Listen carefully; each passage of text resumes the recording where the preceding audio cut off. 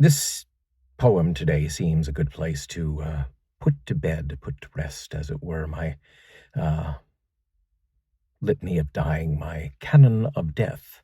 Kirk's canon of death, death, death, death, death. Jamie suggested this, my husband. It's rather dense, so here we go. Thanatopsis by William Cullen Bryant.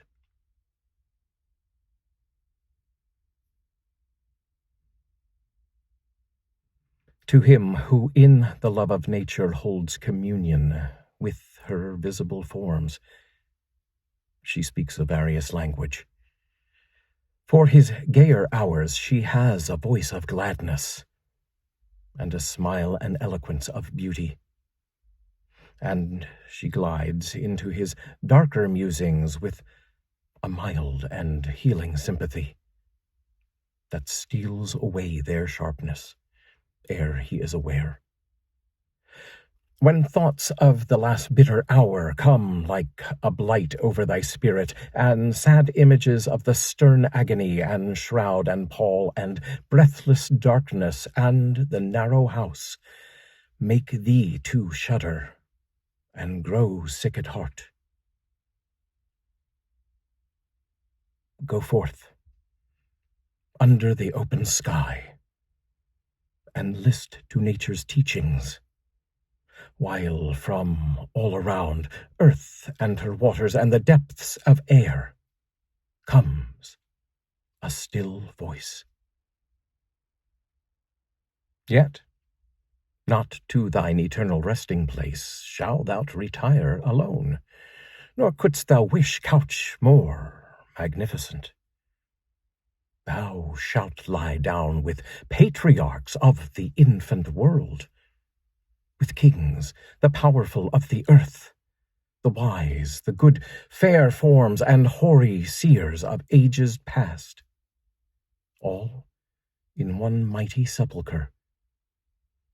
The hills rock-ribbed and ancient as the sun, the vales stretching in pensive quietness between the venerable woods, rivers that move in majesty, and the complaining brooks that make the meadows green. And poured round all, old ocean's grey and melancholy waste, are but the solemn decorations all of the great tomb of man.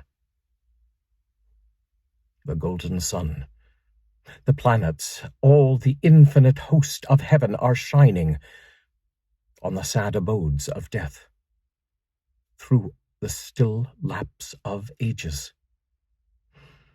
All that tread the globe are but a handful to the tribes that slumber in its bosom. Take the wings of morning, pierce the Barcan wilderness, or lose thyself in the continuous woods where rolls the Oregon and hears no sound save his own dashings. Yet the dead are there, and millions in those solitudes, since first the flight of years began, have laid them down in their last sleep. The dead reign there alone. So shalt thou rest. And what if thou withdraw in silence from the living, and no friend take note of thy departure? All that breathe will share thy destiny. The gay will laugh when thou art gone, the solemn brood of care plod on, and each one, as before, will chase his favorite phantom. Yet all these shall leave their mirth and their employments, and shall come and make their bed with thee.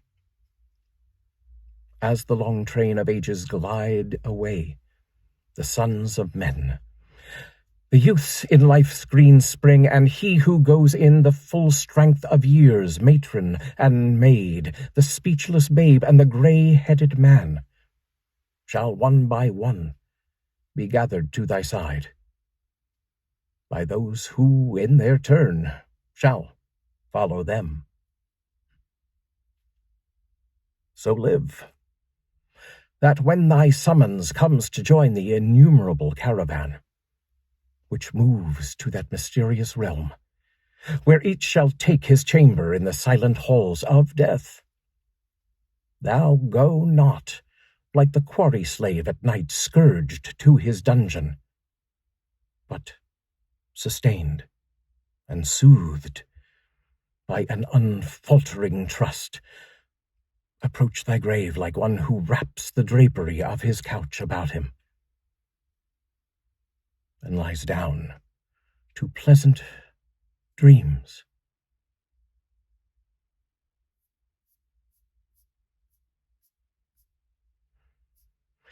Thanatopsis by William Cullen Bryant. Let us all live the best we can, and die the best we can.